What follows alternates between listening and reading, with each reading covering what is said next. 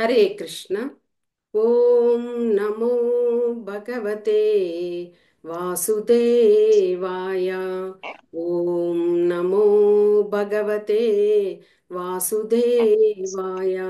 ओम नमो भगवते वासुदेवाय। ओम अज्ञानतिमिरान्धस्य ज्ञानाञ्जनशलाकया चक्षुरुन्मीलितं येन तस्मै श्रीगुरवे नमः। नमा ॐ विष्णुपादाय कृष्णप्रेष्ठाय भूतले श्रीमते भक्तिवेदान्त स्वामिन्निति नामिने। नमस्ते सरस्वती देवे गौरवाणी प्रचारिणे निर्विशेष शून्यवादी पाश्चात्य देशतारिणे। जय श्री कृष्ण चैतन्य प्रभु नित्यानंद श्री अद्वैत गदाधारा श्रीवासादि गौर भक्त वृंदा। हरे कृष्णा कृष्ण कृष्ण हरे हरे, हरे राम राम राम हरे हरे। हरे कृष्ण।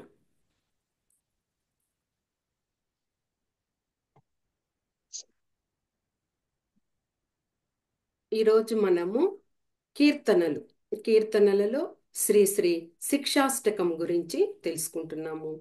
ఆ శిక్షాష్టకంలోని ఆ చరణాలు ఎనిమిది ఉంటాయి కదా. ఆ చరణం అన్నీ తెలుసుకొని ప్లస్ దానికి భావాలు కూడా మనము తెలుసుకుందాం. హరే కృష్ణ. శ్రీ శ్రీ శిక్షాష్టకము శ్రీ చైతన్య మహాప్రభువుల వారు ఈ శ్రీకృష్ణ సంకీర్తనోద్యమాన్ని ఏర్పాటు చేశారు. ఎందుకు అంటే కలియుగంలో ప్రజలందరూ కూడా పతిత జీవులుగా ఉన్నారు. అంటే అందరూ కూడా భగవంతుణ్ణి మర్చిపోతున్నారు. భగవంతుణ్ణి ఆయనతో భక్తి యోగంతో కనెక్ట్ అవ్వకుండా ఉన్నారు. అలాగ ఉండడం వల్ల హరినామాన్ని అందరికీ కానిస్తే వారందరూ కూడా చక్కగా ఆ ఆ హరినామాన్ని తెలుసుకొని చక్కగా వాళ్ళు ముక్తులవుతారు అనే ఆ ఉద్దేశంతోనే శ్రీకృష్ణ సంకీర్తన నామాన్ని మహాప్రభువులు ఇచ్చారు మనకి. ఆ, బృహత్ నారాయణ పురాణం అందులో చెప్పబడింది. ఉం? హరేర్ హరేర్నామ హరేర్నామైవ కేవలం కలౌ నాస్తైవ గతిరన్యదా. అంటే మనకి ఈ కలియుగంలో ఈ హరినామం తప్ప ఇంకా వేరే గతి అన్నదే లేదు. అంటే మనం ఈ హరినామాన్ని జపించడము మన యొక్క ధర్మము. ఎందుకు అంటే ఆ హరినామం వల్ల అంటే ఒక్కొక్క యుగంలో ఒక్కొక్క విధంగా మనము భగవంతుణ్ణి ఆరాధించాము, సేవించాము. కానీ కలియుగానికి మనకి ఇలాగా యజ్ఞాలు చేయడము, దాన ధర్మాలు ఇవ్వడము, లేకపోతే చక్కగా సంపదను ఇవ్వాలని అనుకోవడం, అలాంటివన్నీ వాటి వలన కలిగే ఫలితము మనకి హరినామం చెప్పడం వలన కలుగుతుంది. అంటే యజ్ఞంతో సమం ఆ హరినామాన్ని మనము తెలియచేయడము అనేది. కాబట్టి మనకి మహాప్రభువుల వారు ఇది శ్రీ శ్రీ శిక్షాష్టకాన్ని రచించి చక్కగా ఆయన కీర్తించారు. చైతన్య మహాప్రభువుల వారు ఎవరు? సాక్షాత్తు శ్రీకృష్ణ భగవానుడు. ఆయన రాధారాణి భావనలో ఆ మూడ్ ఆ దీంతో వచ్చారు. కానీ ఆయన ఈ హరినామాన్ని అందరికీ పంచాలి అనే దానితో వచ్చి ఆయన 48 సంవత్సరాలు, అంటే మనకి చాలా మందికి తెలియదు కలియుగంలో కూడా భగవంతుడు వచ్చారు అని మనకి తెలుసుకోవడమే. కాకపోతే ఎలాగ వచ్చారు? ఆయన భక్తుని రూపంలో వచ్చారు. అలాగ వచ్చి ఈ శిక్షాష్టకాన్ని మనకు అందించారనమాట. ఈ శిక్షాష్టకం తెలుసుకుంటూ మనము ఆ భావం అంతా కూడా తెలుసుకుందాం. శ్రీ శ్రీ శిక్షాష్టకం. చేతో దర్పణమార్జనం భవమహాధావాగ్ని నిర్వాపనం శ్రేయః కైరవా చంద్రికా వితరణం విద్యావధూ జీవనం ఆనందాంబుదివర్ధనం ప్రతిపదం పూర్ణామృతస్వాదనం సర్వాత్మా స్వపనం పరం విజయతే శ్రీకృష్ణ సంకీర్తనం. మనము భావం చూసినప్పుడు మన హృదయంలో అనంత కాలం నుంచి ఎంతో ఆ, ధూళిని మనము మన హృదయంలో ప్రోగు చేసుకొని ఉన్నాము. ఒక అద్దం ఉన్నదనుకోండి. ఆ అద్దం మీద దుమ్ము పడినప్పుడు ఒక వస్త్రంతో ఆ అద్దాన్ని శుభ్రం చేస్తే బాగా ఆ, ఆ, క్లియర్గా అవుతుంది ఆ అద్దము. అలాగే మనము అనంత కాలం నుంచి ఎంతో ఎన్నో అపరాధాలు చేస్తూ ఇతరులకు మనము కీడు చేస్తూ ఇతరులను మనము ఆ, మోసపూరితంగా తిడుతూ అలాగే ఎంతో అపరాధాలు చేస్తూ మనము ఎంతో ఆ, మలినంని దుమ్ముని అన్నింటినీ కూడా మన హృదయంలో ప్రోగు చేసుకొని ఉన్నామన్నమాట. అలాంటి ఆ మలినాన్ని తొలగించుకోవాలి అంటే మనము ఈ శ్రీకృష్ణ సంకీర్త నామాన్ని జపించాలి. అదేవిధంగా మనము భౌతిక బద్ధజీవులం. ఈ బద్ధజీవులుగా ఉండడం వల్ల మనమేమి ఈ జన్మ మృత్యు అనే సంసార సాగరంలో మనము పడి కొట్టుకొని పోతున్నాం. అదేవిధంగా ఆ జన్మ మృత్యు అనే అగ్ని అగ్నిని రగిలింపచేసే విధంగా ఆ సంసార జీవితంలో మనము ఆ, ఆ విధంగానే మన ప్రయాణాన్ని సాగిస్తున్నాం. అలాంటి ఆ సంసార జీవితం అనే ఆ అగ్నిని సమీంపజేసేది కూడా ఈ సంకీర్తన నామమే. ఆ నామాన్ని మనం జపించినప్పుడు వాటి నుంచి అన్నింటి నుంచి మనము ఆ, బయటకు ముక్తులవుతాం అన్నమాట. ఇంకా ముఖ్యంగా మనకి చంద్రుడు ఉన్నాడు అనుకోండి. చంద్రుని యొక్క వెన్నెల కాంతి మనకు ఎంతో ఆహ్లాదకరాన్ని ఇస్తుంది, ఆనందాన్ని ఇస్తుంది, సంతోషాన్ని ఇస్తుంది. అలాంటి ఆ, ఆనందము సంతోషము మనకు ఈ శ్రీకృష్ణ సంకీర్తన నామాన్ని మనము చేసినప్పుడు చక్కగా అది ఆ సర్వ మానవాళికి అందరికీ కూడా అది ఒక వరప్రసాదం లాగా మనకి మహాప్రభువుల వారు మనకి ఇచ్చారనమాట. అంతేకాదు ఇది ఆ ఆధ్యాత్మిక జ్ఞానంకి కూడా ఒక జీవం లాంటిది. ఇంకా ఈ ఆధ్యాత్మిక ఆ, ఆనందం అనే సాగరంని అది వృద్ధి చేసి పూర్తిగా పరిపూర్ణమైన స్వాదనాన్ని మనకి కలుగజేస్తుంది. అలాంటి శ్రీకృష్ణ సంకీర్తన నామంకి జయము. అంటే ఒక నామం జపించడం వల్ల ఎంతటి ఫలితాలను మనము పొందుతున్నామో ఈ చరణంలో మహాప్రభువులు భక్తుని యొక్క రూపంలో ఉండి ఆయన భగవంతుని పైన వెల్లడి చేశారనమాట. ఈ కీర్తన ద్వారా తెలియజేశారు. ఇక రెండవ చరణం. నామ్నామకారి బహుదా నిజ సర్వశక్తి తత్రార్పితా నియమిత స్మరణేన కాలః ఏదాదృశీ తవ కృపా భగవన్ మమాపి దుర్దైవమీదృశం ఇహ జనినానురాగః. హే ప్రభు, నీ యొక్క ఆ పవిత్ర నామం ఉంది చూడు. ఆ నామాన్ని మేము ఉచ్చరించినప్పుడే అన్ని అభీష్టాలు నెరవేరిపోతాయి. అంటే మనం ప్రత్యేకంగా భగవంతుని దగ్గర ఏమి కోరుకోవాల్సిన అవసరమే లేదు. మనము నిరంతరము భక్తితో ప్రేమతో ఈ హరినామాన్ని జపిస్తేనే చాలు, అన్ని అభీష్టాలు మనకు నెరవేరుతాయి. ఎందుకు అంటే ఆ భగవంతుని మనం ఎలాగ పిలుస్తాము? కృష్ణ, గోవింద అని ఎన్నో నామాలు, వేల నామాలు ఉన్నాయి భగవంతునికి.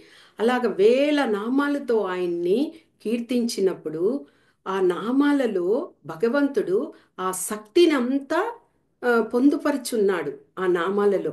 కాబట్టే మనకు ఆ నామము చెప్పినప్పుడు పూర్తిగా మనకి ఆ శక్తిని మనము పొందుతాము. ఇంకా ఏమి, ఈ నామాన్ని జపించడము అనే దానికి ఒక నియమము, నిబంధనలు ఏమీ లేవు. దేశ కాల పరిస్థితులను బట్టి ఎప్పుడైనా ఎక్కడైనా ఎలాంటి ప్రదేశంలోనైనా ఉమ్, ఈ నామాన్ని మనము జపించవచ్చు. అది చెప్పడం కూడా జరిగింది. అంటే ఎలాంటి నిబంధనలు ఏమీ లేవు. అంటే మళ్ళీ ఇక్కడ చెప్తున్నారు, హే ప్రభు, నీ నామాన్ని జపించడం వల్ల మాకు కరుణను నీవు కలిగిస్తున్నావు. కానీ నా దురదృష్టము, నాకు ఈ నామం పట్ల ఆకర్షణ కలగడం లేదు. అంటే ఇక్కడ చూడండి, మహాప్రభు సాక్షాత్తు భగవంతుడు భక్తుని రూపంలో ఉన్నారు. అలాంటి విశుద్ధ భక్తిలో ఉన్నప్పుడు ఆయన అదే మహాప్రభు తలుచుకుంటున్నారు, నాకు అంతగా ఆకర్షణ కలగడం లేదు అంటే. ఎప్పుడే కానీ గోస్వాములు, ఆచార్యులు వీరందరూ కూడా వారిని వారికి ఎప్పుడు కూడా గొప్పగా అనుకోరు. అంటే నాకు బాగా తృప్తిగా ఉంది అని ఎప్పుడు చెప్పరు. నేను ఇంకా తెలుసుకోవాలి, ఇంకా తెలియజేయాలి అనే వాళ్ళు ఉంటారనమాట. ఇప్పుడు గోస్వాములు అంతా చూడండి, వాళ్ళు ఎలాగా అనుకునేవారు, వాళ్ళు అసలు ఎంతో ధనవంతులు, ఉమ్, మంచి అందమైన భార్య ఉన్నవాళ్ళు అయినా కానీ వాటిని అన్నింటినీ త్యజించి వాళ్ళు చక్కగా భక్తియుత సేవకు వచ్చారు. అంతేకాదు వాళ్ళు ఎలాగనుకుంటారు, మేము భగవంతునికి సేవకులం అనే ఆ దృక్పథంతోనే వాళ్ళు భగవంతుని సేవిస్తారు. ఎన్నో శాస్త్రాలు చదివి ఉంటారు, ఎన్నో గ్రంథాలు చదివి ఉంటారు. అయినా ఎప్పుడు కూడా వాళ్ళు మాకు తెలుసు అన్నీ అని ఎప్పుడు అనుకోలేదు. వాళ్ళు మహాప్రభు దగ్గర ఏం చెప్పారు, సనాతన గోస్వామి వాళ్ళు ఆయన, మేము మలంలో పురుగు లాంటి వాళ్ళము అని, అంత అంటే నీచమైన హీనంగా దానితో పోలిస్తూ చెప్తారు. అంటే మాకు అంత ఆ, గొప్పవాళ్ళము అని ఎప్పుడు కూడా కనిపించరు అనమాట. ఆ విధంగా మహాప్రభు కూడా ఇక్కడ నాకు ఆ నామం చేస్తుంటే కూడా నా దురదృష్టము, నాకు ఆ భావన అంటే ఆకర్షణ నాకు కలగడం లేదు అని ఇక్కడ చెప్తున్నారు. మూడవ చరణంలో, తృణాతబీసుని చేనా తరోరివ సహిష్ణునా అమానీన మానదేన కీర్తనీయ సదా హరి. అంటే దారిలో గడ్డిపోచలు ఉంటాయి కదా, గ్రాస్. ఆ గడ్డిపోచ కన్నా తక్కువగా నమ్రతతో కలిగి ఉండాలి. అంతేకాదు వృక్షము, వృక్షము కన్నా అధికమైన ఓర్పును కలిగి ఉండాలి. గడ్డిపోచ మీద మనం పాదాలు ఉంచినప్పుడు మళ్ళీ ఆ పాదాలను మనం ఎత్తినప్పుడు ఏమవుతుంది, గడ్డిపోచ నమ్రతతో మళ్ళీ యథాస్థితిలో ఉంటుంది. అదేవిధంగా ఒక చెట్టును మనం కొట్టివేసామనుకోండి, ఆ చెట్టు మళ్ళీ చిగురించి పత్రాలు వచ్చి తర్వాత పుష్పాలనిచ్చి కాయలు పండ్లను ఇస్తుంది. మనల్ని కొట్టారు అనేసి అది ఎప్పుడు కూడా ఆ ఓర్పును కోల్పోయి ఇదిగా ఉండదు. అలాగా తర్వాత ఇతరులు ఎవరైనా కానీ మనల్ని అగౌరవపరిచారనుకోండి, అలాగ అగౌరవపరిచినప్పుడు మనము వారికి మర్యాదపూర్వకంగా గౌరవాన్నే ఇయ్యాలి. వాళ్ళు అగౌరవపరిచారు, మనము వాళ్లకు రివెంజ్గా అగౌరవపరచాలి అని ఎప్పుడూ అనుకోకూడదు. ఇలాంటి మన స్థితిలో ఎవరైతే ఉండగలుగుతారో అలాంటి వాళ్ళందరూ కూడా హరినామ సంకీర్తనాన్ని ఎప్పటికీ కీర్తిస్తుంటారు. కాబట్టి మనం గడ్డిపోచ కన్నా తక్కువగా, ఒక వృక్షము కన్నా ఓర్పుగా ఆ సహన స్థితిని మనము కలిగి ఉండాలి అని చైతన్య మహాప్రభువుల వారు ఈ చరణం ద్వారా తెలియచేస్తున్నారు. నెక్స్ట్, నదనం నజనం సుందరీం కవితాం వా జగదీశ కామయే మమ జన్మని జన్మనీశ్వరే భవతాద్భక్తిరహైతుకి త్వయి. ఈ ఈ చరణంలో భావం చూడండి, మహాప్రభు చెప్తున్నారు, నాకు ధనము ఎక్కువగా కూడబెట్టుకోవాలని ఆశ లేదు. అందమైన స్త్రీ సాంగత్యంతో ఉండాలనే ఆశ కూడా లేదు. అదేవిధంగా నా చుట్టూతా అనుయాయులందరూ ఉండాలి, గొప్పగా మన పేరులను చెప్తూ ఉండాలి, కీర్తితో ఉండాలి, ప్రతిష్టలతో ఉండాలి, అలాంటి కోరిక కూడా నాకు లేదు. నేను ఇలాంటివన్నీ కోరుకోను. నేను ఏమి కోరుకుంటాను? నేను భక్తియుత సేవలో ఉంటూ, నిర్హేతుకమైన భక్తియుత సేవ అందులో ఉంటూ, ఉమ్, ఆ భక్తిని చేస్తూ అలాగా ఉండాలి. నిర్హేతుకమైన ఆ భక్తియుక్త సేవనే నేను కోరుకుంటున్నాను. నాకు ఇంకా మిగతా ఏవి వద్దు అని ఆ, దీనిలో తెలియజేస్తున్నారు. తర్వాత అయినందతనుజాకింకరం పతితం మాం విషమే భవాంబుదౌ కృపయా తవ పాద పంకజా స్థితధూళి సదృశం విచింతయా. ఇక్కడ ఏం చెప్తున్నారు? ఓ నందనందన, శ్రీకృష్ణ, నేను నీకు భక్తుడిగా ఉన్నాను. నిరంతరము నీకు సేవలు చేస్తూనే ఉన్నాను. కానీ ఏదో ఒక కారణం, ఆ కారణం వల్ల నేను ఈ జన్మ మృత్యు అనే ఈ సాగరంలో పడిపోయాను. అంటే భగవంతుడే అలాగ తలుస్తున్నప్పుడు మనమందరము బద్ధ జీవులము, పతిత జీవులము, మనమందరం ఎలాంటి స్థితిలో ఉన్నామో ఊహించుకోవచ్చు. కాబట్టి ఏదో ఒక కారణం వల్ల నేను ఈ విధంగా ఈ సంసార సాగరంలో పడిపోయాను. కనుక ఈ భవసాగరము నుండి నన్ను ఆ, ఉద్ధరించి నన్ను నీ పాదాల చెంత ఒక రేణువులాగా, ఒక డస్ట్ డస్ట్ పార్టికల్ అంటాం కదా, ధూళి, ఆ ధూళిలాగా నన్ను నిలుపుకో కృష్ణ అని మహాప్రభు ఇక్కడ ఈ చరణంలో చెప్తున్నారనమాట. అంటే ఎంతటి వాళ్ళైనా కానీ ఈ కలియుగంలో మనము భక్తి అనేది లేకపోతే మనము అలాగే పతనంకే దారితీస్తాము.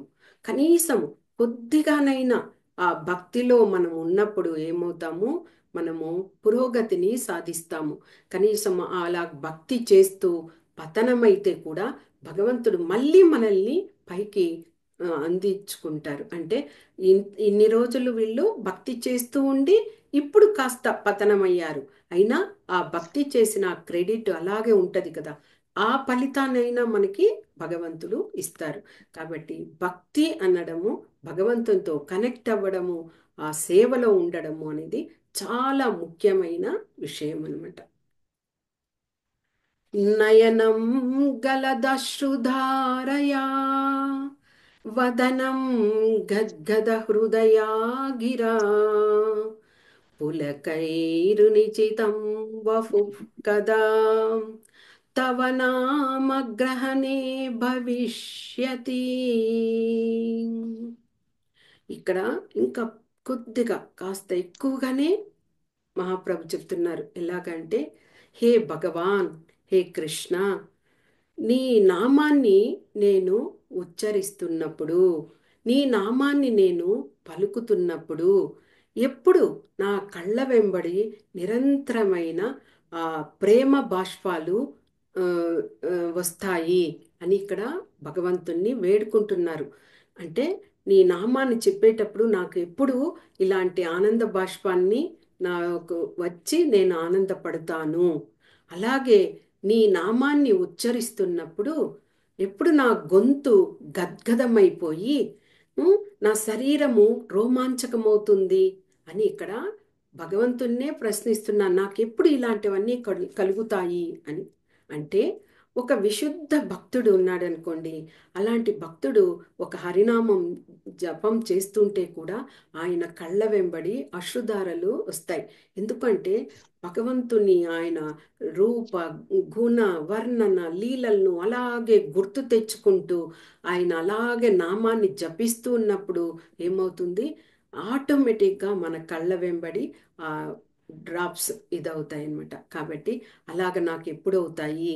అదేవిధంగా ఆయన్ని నిరంతరం స్మరించడం వల్ల ఏమవుతుంది, ఆ నామం చెప్పేటప్పుడు కూడా గొంతు గద్గదం అవుతుంది పూర్తిగా. ఆ రోమాలన్నీ కూడా అలాగే నిక్కబొడుచుకుంటాయి. గూస్ బంప్స్ అంటాం కదా, అలాగ పూర్తిగా ఇదవుతాయి. అంటే పూర్తిగా భగవంతుని యొక్క ఆ లీనమైనప్పుడు, అది భావ స్టేజ్ అలాగా ఇదైనప్పుడు. కాబట్టి కృష్ణ, నేను నీ నామాన్ని ఉచ్చరించినప్పుడు నాకు ఇలాంటివన్నీ ఎప్పుడు కలుగుతాయి అని చైతన్య మహాప్రభుల వారు అడుగుతున్నారనమాట. అంటే గోస్వాములు, ఆచార్యులు వీళ్ళందరూ కూడా ఆ మనము చేస్తున్న నామము అపరాధంతో చేస్తున్న నామమే. అంటే ఇక్కడ మనం నామం చేస్తూ ఉంటాము, ఎక్కడెక్కడో మనకు మనసు పరిగెడుతూ ఉంటుంది. కానీ ఆచార్యులు, గోస్వాములు వాళ్ళు అలా కాదు.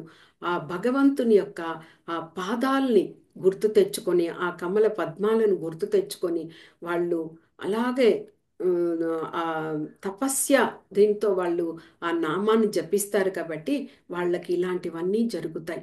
మహాప్రభులు చూడండి, ఎప్పుడు కూడా నిరంతరమైన మృదంగాన్ని వాయిస్తూ కీర్తన చేస్తూ కరతాళాలు ధ్వనింపజేసే విధంగా చేస్తూ, ఆ విధంగా నృత్యం చేస్తూ ఆయన భగవంతుణ్ణి ఆరాధించేవారు. అందుకే ఆయన తన్మయత్వంతో అలాగే అప్పుడప్పుడు అలాగే క్రింద పడిపోయేవారు. అంటే ఆయనకు తెలియకుండానే ఆ తన్మయత్వాన్ని పొంది ఆయన అలాగైపోయేవారు. శ్రీరంగానికి వెళ్ళారు మహాప్రభువులు ఒకసారి. ఆ వెళ్ళి ఆ శ్రీరంగనాథుణ్ణి ఆ దర్శనం చేసుకునేసరికి ఆయనకు అలాగే ఆ తన్మయత్వంతో క్రింద పడిపోయారు. ఆ సమయంలోనే ఆ శ్రీరంగ మందిరంలో ఉన్నటువంటి పూజారి వెంకట్ భట్ ఆయన మ- మహాప్రభుల వారిని ఇంటికి చేర్చారనమాట.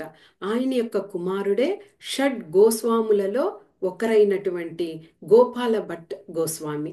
అంటే అక్కడ ఆ ఇది ఉన్నది. గోపాల భట్ట గోస్వామికి మహాప్రభువుల్ని సేవ చేసే భాగ్యాన్ని చెయ్యాలి అని ఉన్నది. కాబట్టే మహాప్రభువులు అక్కడికి వెళ్ళడము, ఆ చాతుర్మాసంలో అక్కడ 4 నెలలు అక్కడే బస చేయడము.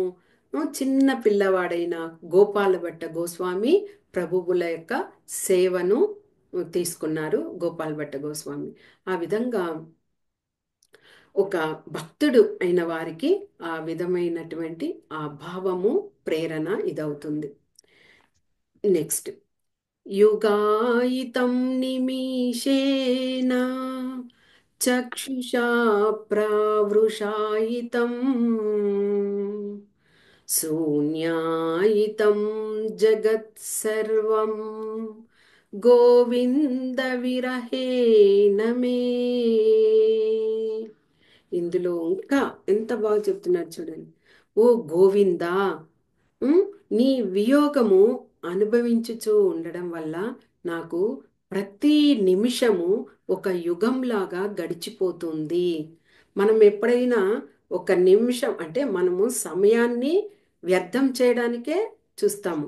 ఉమ్, భగవంతునితో ఎప్పుడైనా అయ్యో నీకు అయ్యో భోగా అర్పించలేకపోయాను కృష్ణ, ఉమ్, నీకు పూజ చేయలేకపోయాను, ఈరోజు నేను ఉండలేకపోతున్నాను, నీ యొక్క గ్రంథాలను నేను చదవలేకపోతున్నాను, ఒక్క శ్లోకానైనా ప్రతిరోజు చదవాలనుకుంటున్నాను, ఈరోజు చదవలేకపోయాను అని ఎప్పుడైనా మనం బాధపడే క్షణం ఉందా? లేదు. అది దాటి వేసేస్తాము. పర్లేదు, ఈరోజు చదవలేదు కదా, రేపు చదువుకుందాము. పర్లేదు, ఈరోజు మనం భగవంతునికి భోగా అర్పించలేదు, రేపు చేద్దాము అని అలాగా. అంటే మీ భౌతిక పరమైనటువంటి వాటికి మనము లొంగి భగవంతునికి ఒక నిర్దేశంగా మనం చెయ్యాలి అన్న విషయాన్ని కూడా చాలా మటుకు మర్చిపోతాము. కానీ మహాప్రభు ఇక్కడ అంటున్నారు, ఒక్కొక్క నిమిషం కూడా నాకు ఒక యుగంలాగా గడుస్తున్నది నీ వియోగం వలన అని చెప్తున్నారు. ఇక్కడ వియోగము అంటే ఏమిటి అంటే నిరంతరము కృష్ణ భగవానునితో ఉంటూ తర్వాత ఆయన లేకపోవడం అనే ఆ భావనను, ఆ ఫీలింగ్ను పొందడమే. ఇప్పుడు ఉదాహరణకి తీసుకుందాం. ఒక తల్లి ఉంది. ఆ తల్లి, ఒక పిల్లవాడు ఉన్నాడు తల్లికి. ఆ చిన్న పిల్లవాడిని ఊయలలో వేసింది. ఊయలలో వేసి ఆమె తన ఇంకా పనులు చేసుకోవాలి కదా, తన పనులను తాను చేసుకుంటూ ఉంది. కానీ మనసంతా ఎక్కడ ఉంటుంది? ఆ పిల్లవాడి మీదే ఉంటుంది. అయ్యో, ఆ పిల్లవాడు ఊయలలో నుంచి కింద పడిపోతాడేమో, దెబ్బ తగులుతుందేమో, లేకపోతే త్వరగా లేసేస్తాడేమో, మళ్ళీ అతడికి పాలు పట్టించాలి. అలాగా అంటే మనస్సుని ఇక్కడ పని చేసుకుంటూ ఉంటుంది, కానీ మనసంతా అక్కడ ఉంటుంది. ఆ విధంగా మనము కృష్ణ భగవానుని భక్తిలో ఉన్నప్పుడు, ఆ చైతన్యంలో ఉన్నప్పుడు నిరంతరం అలాగా మనం తెలుసుకోవాలి. అయ్యో, ఈరోజు మనము స్మరణ చేయలేదు, ఈరోజు మనము శ్రవణం చేయలేదు, ఈరోజు మనము కీర్తించలేదు, ఈరోజు ఆయనకు పాదాభివందనం చేయలేదు, ఈరోజు అర్చన చేయలేదు, మనము భగవంతునికి భోగా అర్పించలేదు. అలాగా మన మనము భగవంతుణ్ణి ఒక స్నేహితునిలాగా మనం అనుకున్నప్పుడు, ఇలాంటివి అన్నీ కూడా మనము ఒక పిల్లవాడిలాగా, ఒక తల్లిగా ఉన్నప్పుడు మనం పిల్లవాడిగా అనుకున్నప్పుడు, పిల్లవాడికి మనము భోజనం ఇవ్వకుండా, ఆహారాన్ని తినిపించకుండా మనం తినము.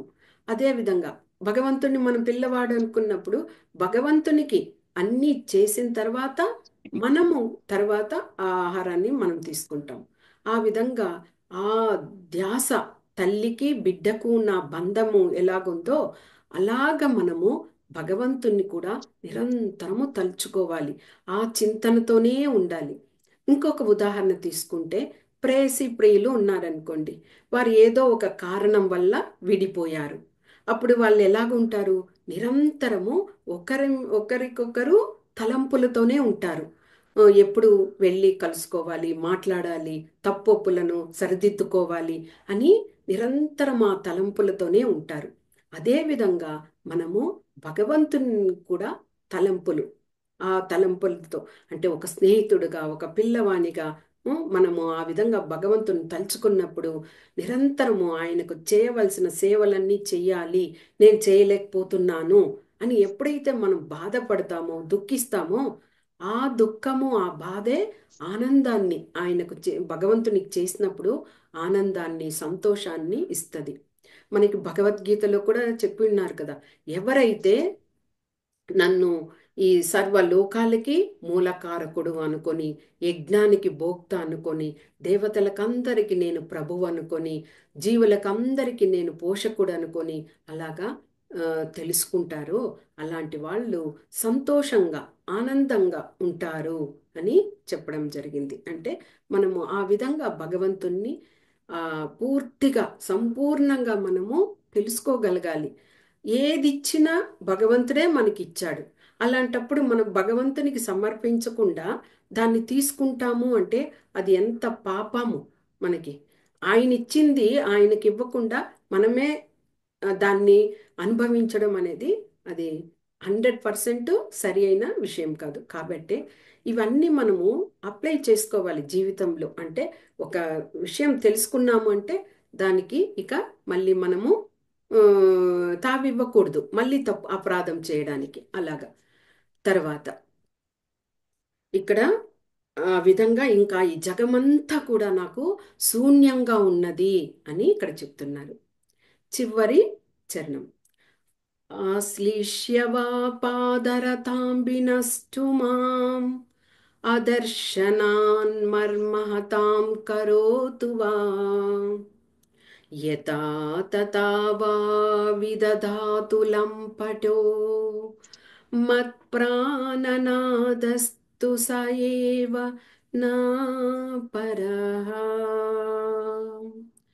హరే కృష్ణ కృష్ణ కృష్ణ కృష్ణ హరే హరే, హరే రామ హరే రామ రామ ఓకే.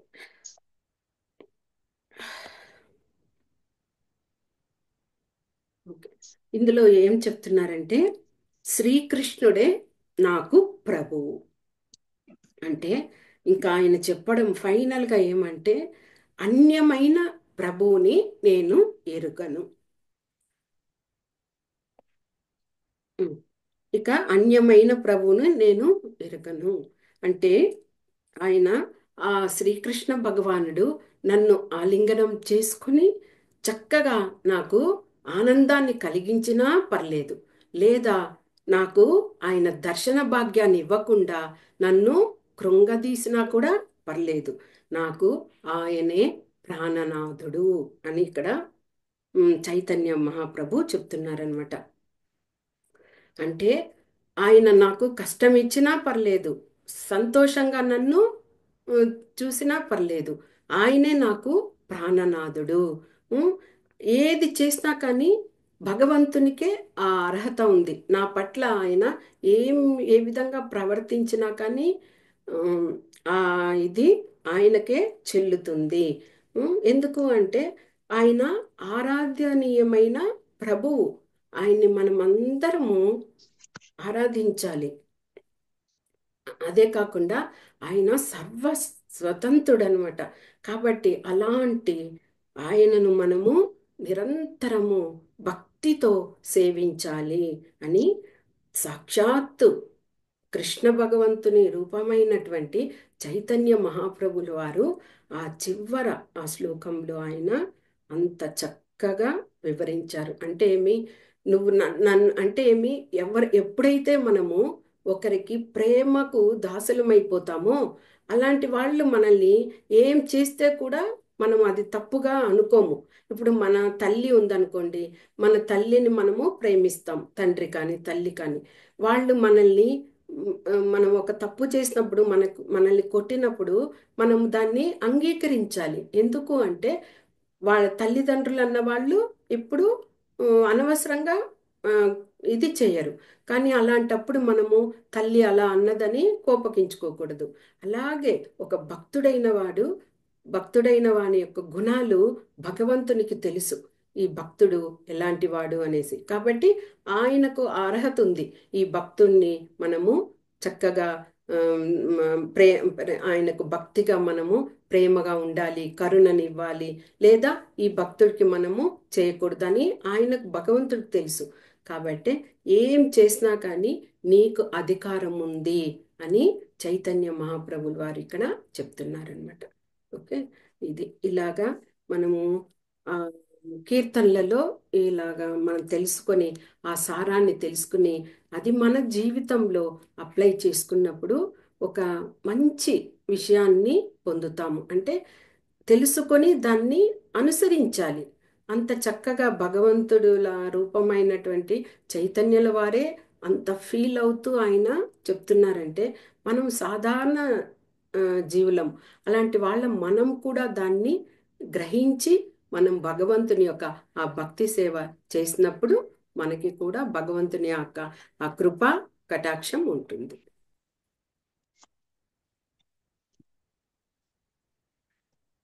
హరే కృష్ణ. వాంఛా కల్పతరుభ్యశ్చ కృపా సింధుభ్య ఏవ చ పతితానాం పావనేభ్యో వైష్ణవేభ్యో నమో నమః. హరే కృష్ణ.